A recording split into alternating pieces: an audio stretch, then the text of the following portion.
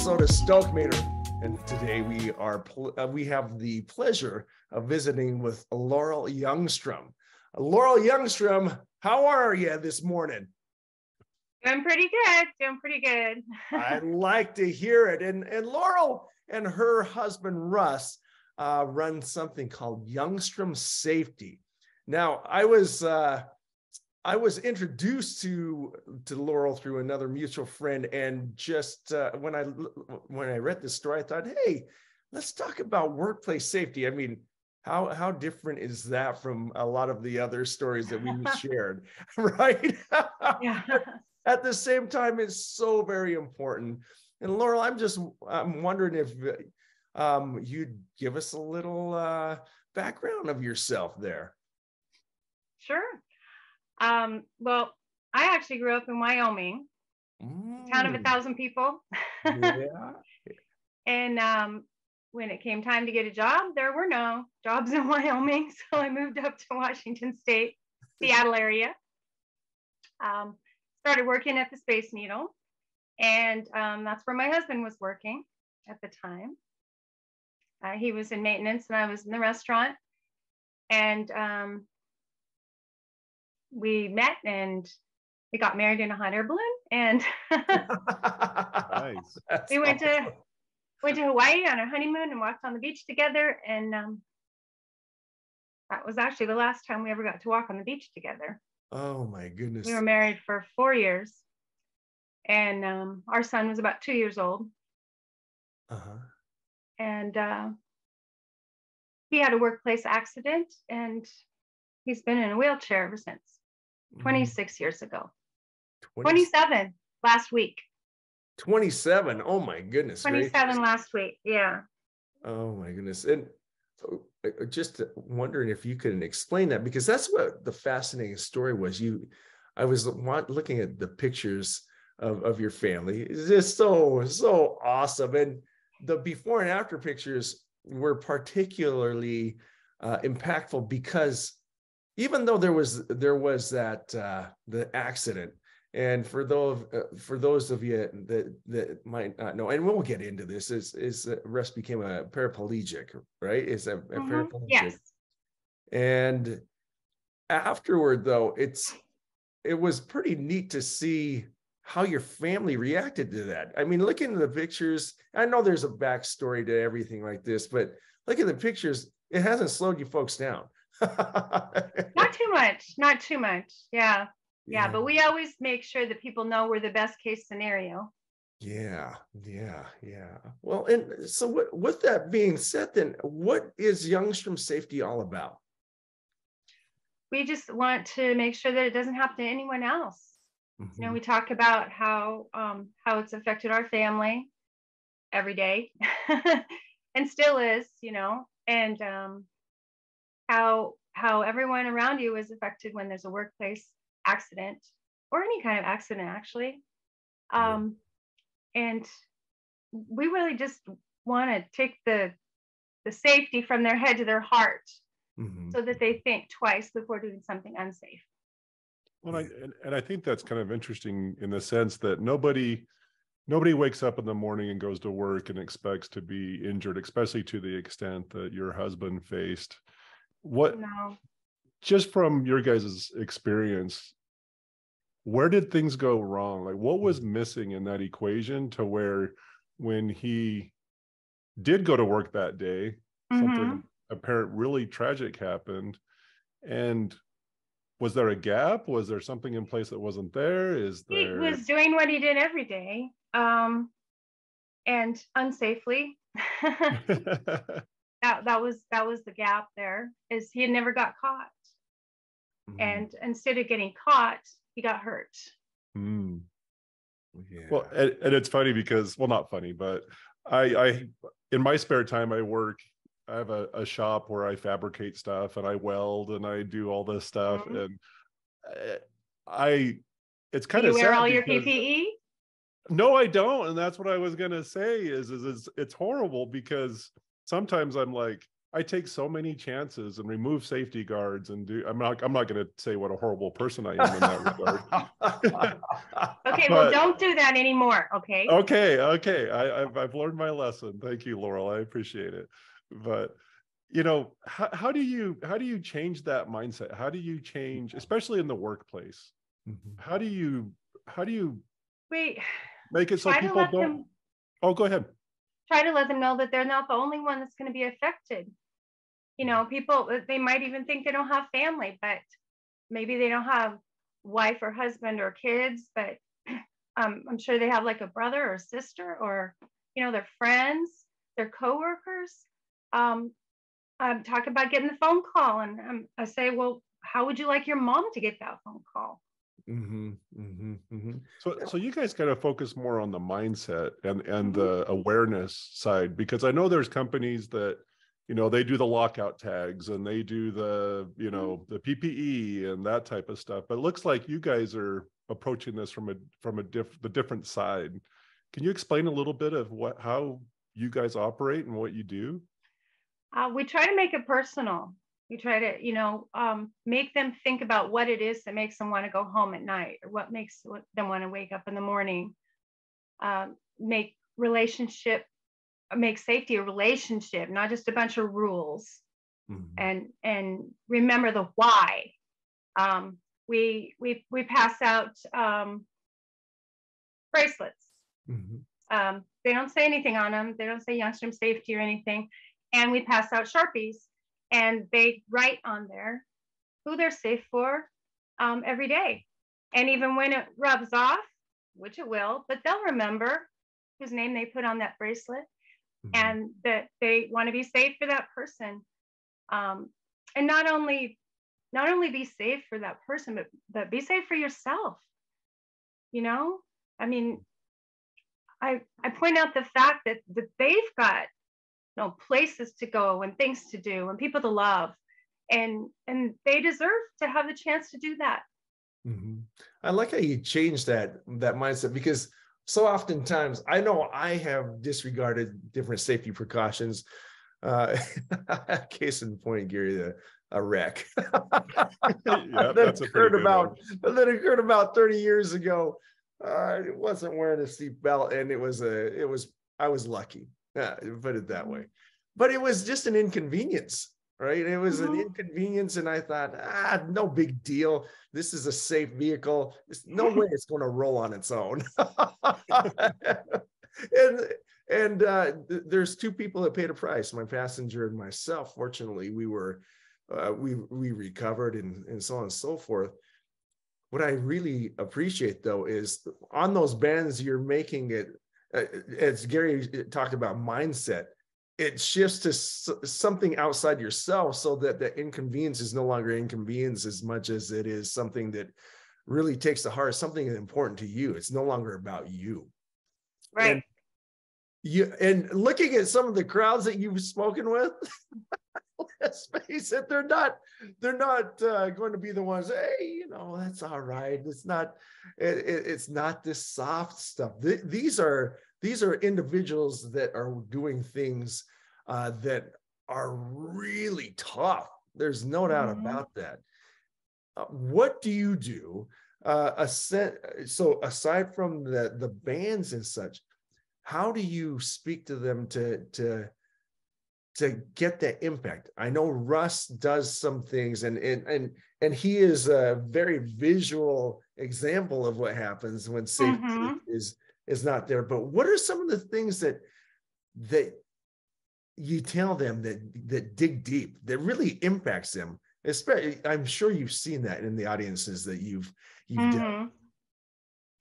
Yeah, I mean, we did a presentation for some iron workers working on a bridge in New York City, and they just said it was hugely impactful, which that was a really huge compliment, because iron workers are probably some of the toughest people, physically and stubbornly. Is that a word? And they admit it. They just said, well, I came just not expecting to be affected. Yeah. And they were really affected. So that was great. It was just trying to get them to think about the people that they care about, the people that care about them, Hmm. and make it personal, make it really personal. Also, he shows him the diaper bag. He's had a diaper bag since he was 31 years old, and he tells him his daily, you know, his daily routine, Yeah. and it's not like yours. Yeah, Wow. I You love know, it because stuff like that.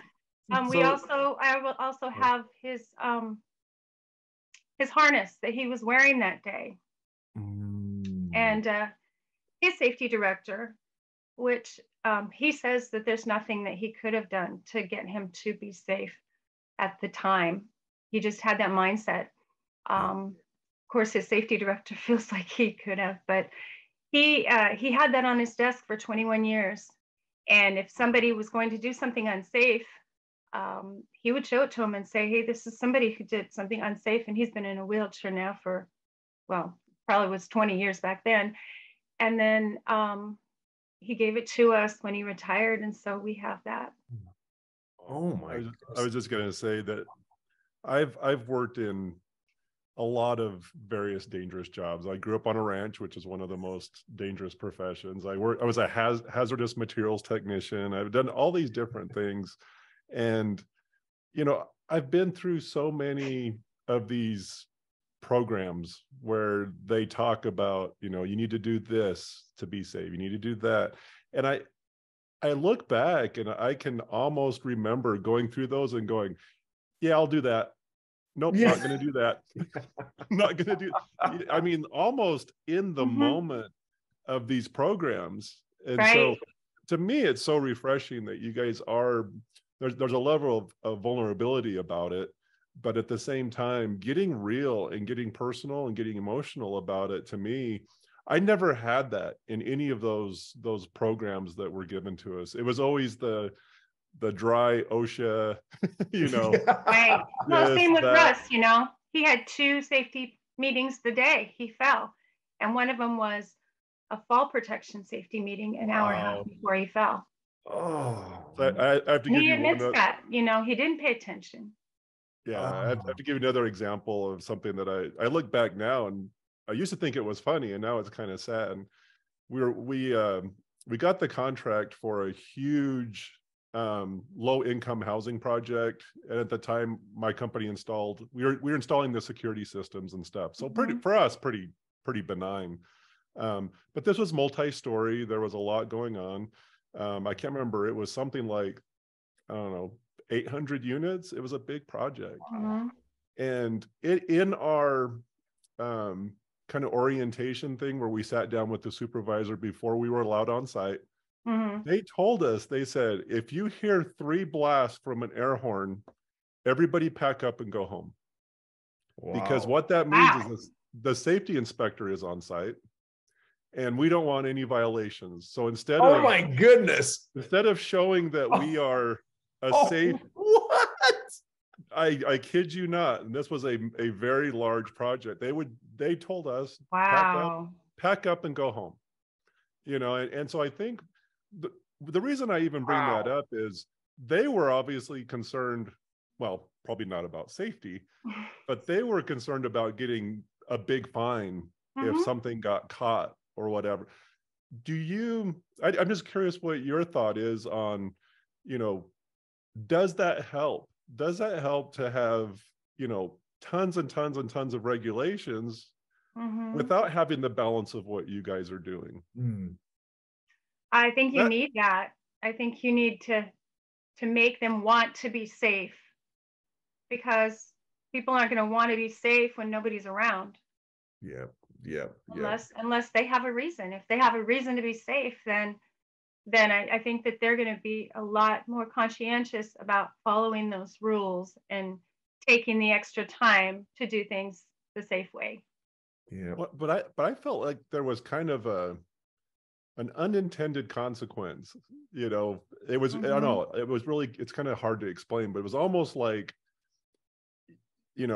for us, it was OSHA, Mm-hmm. and people got in the mindset of, if it's an OSHA regulation, it's stupid and I'm not going to follow it. because it's all about money or it's all about whatever. And so I don't know. I wish there was a way to meld what you guys are doing into some of these more rigid and, you know what I mean, hard, fast regulations, because I think it does soften it. And I think it makes it more personal. And I think it makes it more effective in the long run. Could you ever see a time when that might happen? We did a video for OSHA. Oh, awesome. For training Yeah. purposes. And so anybody can get on there, and I think it's specifically fall protection. But yeah, OSHA, Oregon OSHA actually asked us to do a video for them, and so it's in their training program. I love that, because it is personal. And first of all, I gotta say, I just learned something about Gary. I had no idea. I always knew he was unsafe, but that, that thing right there with the 800 unit thing, that's huge. But the discussion that followed was very interesting, because there are those hard rules that really are, some of them are dumb. I mean, suppose, right? And what I'm hearing, maybe this is just something I'm assuming, is when you look at the hard rules that the organizations like OSHA puts out there, they are for the best intent to keep people safe. But at the same time, it sounds like what your organization does is that you look at the hard rules and you have the dialogue that would show, is this really relevant now? What can we do? And what I loved about what you just said, Gary, is about that, of how do you make that message stick? And then Laurel, how you make it so personal. I mean, again, going back to what happened to Russ and the impact it had on your family and such, there's what kind of discussions has it brought together with organizations like OSHA, and then subsequently with the workers on the workforce that they're trying to protect, and then tying that together so it's not like the cat's the way the mice will play type of thing. Right. Yeah. So we spoke to a concrete company one time, and during the presentation, we asked if there's any questions or comments, and at the end, one of the guys said, "Hey, I just want to apologize to so and so, because they called me out on something and I got angry, and now I know why you called me out." That's big. It is. That was a really, I think that was a relevant. It was just amazing that they actually did that while we were sitting there in front of all of their peers. Yeah, that shows that you're making a difference there. And something you said at the beginning of our podcast that I want to touch on, that I thought was, it really piqued my interest, was that you said, I want to make it clear that we're the best case scenario. Because, and I kind of understand that. I know some situations where it was literally a workplace injury that broke up a family. They couldn't handle the change. They couldn't handle the impact on their family. It was devastating. It was devastating to everyone. Can you talk a little bit about that? I'm just going to throw that out to you. Yeah. You know, when you say that, what does that mean to you? And compare it to some of these other cases. Well, it's 80% divorce rate. It's really sad. Yeah. Because I mean, it's not easy. The thing I didn't know is, when we started doing these presentations, we had a lot of people come up and tell us their story, and it's just so much sadder. Kids of individuals who become paraplegics or have any kind of a severe injury, they turn to drugs, alcohol, and suicide. I had no idea that it was so high. You know, obviously, financially, it gets to be very, very difficult. And so, on top of everything else, well, we had to file bankruptcy, and we got through it. But some people, they just, they end up on the street, which is just really, really very, very sad. I didn't know 80%. That's higher than I would have even guessed, Matter of knowing fact, that it was going to be a high number. yeah, going back to that though, I remember we did interview a couple that have been in some catastrophic accidents that led to quadriplegic, and one of them hit me very hard. When they went in to see the doctor, they said to prepare for the divorce, something to that effect. I couldn't believe that. I mean, what kind of I crazy? can't even imagine that they would say that, though. I mean, and assume that they might warn them about, but not say prepare. Yeah. I think what they're talking about, and we see this. So I'm a nurse also, or I don't know if you're, but I'm a nurse, and I know, like, for example, in our hospice, actually not in hospice. It's more, it was, I'm trying to think of where it was. I was in a NICU. I didn't work in the NICU, but I knew the gal.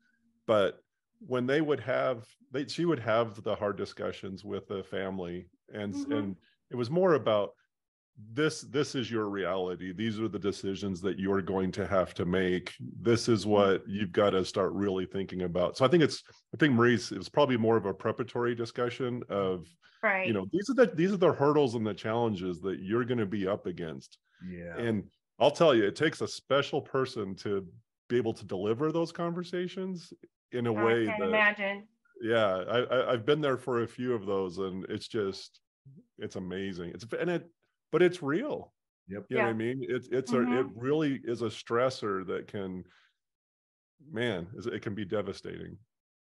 And it goes back to what you folks are, your mission of your organization. I mean, it says right here, our mission is to make just one worker out of each audience think twice instead of doing something unsafe.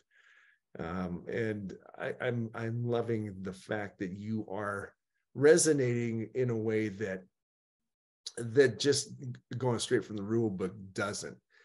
And matter of fact, have you ever had post conversation with audience members that it had that impact? Like, oh, you folks really saved me today. We did hear someone that expressed that in a live audience with other workers there. But what are some of the responses that you've received post workshops and such? We've had people tell us that we saved their life if they heard us, like 10 years ago or something, and that you changed my attitude, and I probably would be dead by now. That's amazing and super impactful, and that's where I got bringing safety from the head to the heart. Also, that was a comment from someone. He said he'd been in safety for 20 years, but it had never gone from his head to his heart. And so I'm like, okay, well, I'm stealing that. I'm stealing that right now too. I like it. Oh my goodness. Well, this is a very revealing discussion as far as what goes on. Again, experiencing different safety procedures is like, for the love, I've heard this 100 times. All right. And you've given the why in a way that is more impactful than watching a video, listening to something. You're actually seeing the result. And I appreciate how vulnerable that you folks allow yourself to be, because that's the way that a true message is really driven home in a way that is not intended to drive as much as it's that sharing that edifies. Does that make sense? Do you know what this reminds me of, Maurice? And I don't know, or even Laurel. So I'm a little older, and back when I was in high school, when the dinosaurs roamed the earth, we would take driver's You're ed younger than me. Yeah. Remember that. Okay. Don't say that. No. But we used to take driver's ed courses or classes. I don't know if you guys did that as well. It was kind of standard at the time. The idea was if you took the class, then your insurance was cheaper and stuff like that. But the methodology of those courses was blood and gore. A lot of it was showing. You remember that? Yeah, I remember that. And it was They're trying to scare you. Yeah, try and scare you into doing better, you know, into being safe. And it was proven over time that that was absolutely the most ineffective way of enacting change, you know, in young drivers. And I feel like maybe things are going through a transition now where, again, showing videos of, you know, safety videos or whatever, the way it's been done for decades, I've got to believe isn't effective. I mean, is it an important part of it? Absolutely. But I think, you know, you're starting to see the success of bringing in the personal part, because until I believe that it's important to me personally, I'm probably not going to do something. Exactly. Yeah. I love how I do love how you tied that in with the family, with its impact on everybody else. And just to follow up on that, it's funny because you know how the driving instructor has that break when you're driving. Yeah. I remember when Mr. Oliver was his name, he jammed that bad boy. I thought, what the just scared me. But now I have kids learning to drive. I wish I had that daggum emergency brake too. Like, and then what I love about it though, and you're right, that scaring straight stuff is I don't know how impactful it was. I remember there was a lot of those different things there, but what I do love about, again, going, and this is a redundancy, but I'll put it out there anyway, is that you've been through that experience. You're like me experiencing what Mr. Oliver did and wondering, why the heck did you do that? And now I'm teaching my kids how to drive. I go, I understand why he did that. And that's what I love, is that you have that experience to be able to share that why that hits home, man. It's no longer just, oh, I just bruised myself. This is a potentially permanent type of circumstance that you're doing with you not adhering to these so-called rules, rules. When I was growing up, rules were there to break. Yeah. To get around. Exactly. Yeah. It's just, but in this case, I love how you're showing that from the head to the heart. Big deal. Yeah. So just a quick question, Laurel. So we talked about what you do, but let's say that I leave today and I go to work and I have a catastrophic injury. What would you tell someone in that? How do you help them become that 20%? What worked for you guys, or what tips would you give someone, or education, anything that might help them? People have asked Russ to speak to or newly injured workers before, and they're not going to listen until they're ready to listen. So they have to kind of get to that point where they're ready to listen. The main things that he tells them are just keep your sense of humor. I couldn't have gotten through this without my faith, and let people help you, because if you don't, which actually happened to him because he was still stubborn, if you don't, then your body's just going to wear out. He's had 32 surgeries in 27 years. Oh my goodness. And, we point out the fact that during the surgeries, I was the one in the waiting room, Yeah. So that's why you just have to try to get them to understand that they're worth fighting the fight for, and their family is worth fighting the fight for too. Yeah, that's awesome. And I'm going to ask an add-on to Gary's question there. What have you folks done as a family together? Every time I see a picture of you folks, it's just you folks are amped to be together. And it's actually uncanny how much your son looks like Russ. It is, isn't it? It's like, wow. And he's approaching that age that Russ was, right? And but how He is actually, he is. He's going to be 30. oh my goodness. Mhm. Okay, so the picture I saw was old. Yeah. So what are some of the things that you did as a family to not to go to the new normal? I mean, everyone knew it wasn't going to be normal, Mhm. but how did you adjust to that new normal? Well, I think that our happy place was the fishing up in Alaska. We were very fortunate that we were able to do that for a week every year. Oh wow. Russ's uncle owned the lodge up there. And then when Spence graduated, he moved up there. So he has his own boat now. And so we go up and fish with him. I want to go up and fish with him, man. That's awesome. Just let me know when. He's willing to take anybody out. I love it. Oh my goodness. Well, it's neat to see that he is taking everything and then started his own thing, and so many lessons learned. And I'm sure he's applying safety measures all over the place. So it's a generational impact as well. Right. Well, and I want to everybody sees things through their lens. And just this week, in an emergency department, I saw someone that made some bad decisions and is now paralyzed from the waist down, literally this week. Oh, And gosh. also just in my career, going through different clinicals where we took care of people that were long-term wheelchair bound and such.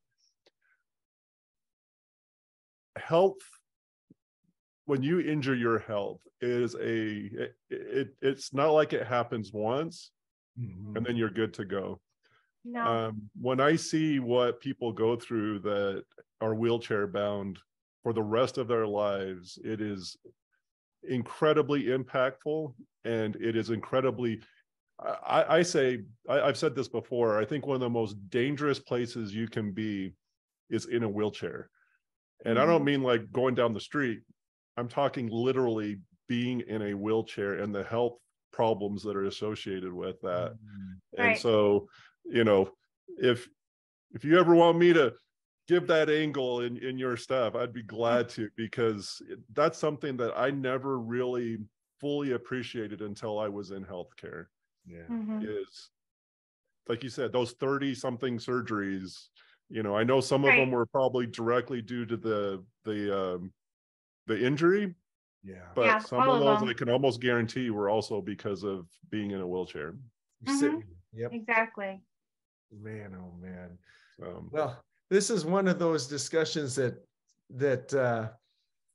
it's a sobering discussion, but at the same time, I think it's very important that people understand why safety measures are in play and the necessity to have that dialogue so that we can make sure that they're better. I mean, that's my kumbaya moment for a moment here, but it was still yet. I appreciate what you're doing, and just the enthusiasm with which you share. Sometimes a very hard message. So kudos to you. Thank you. And I will do better, Laurel. I promise. Okay. I'll believe that when I see it here. Yeah, that's true. But Laurel, thank you for your time, and please tell Russ thank you for everything that he's taught us as well in the process. I know that he was unable to make it, but fantastic. Keep up the good work. Thank you. Thank you so much for having me.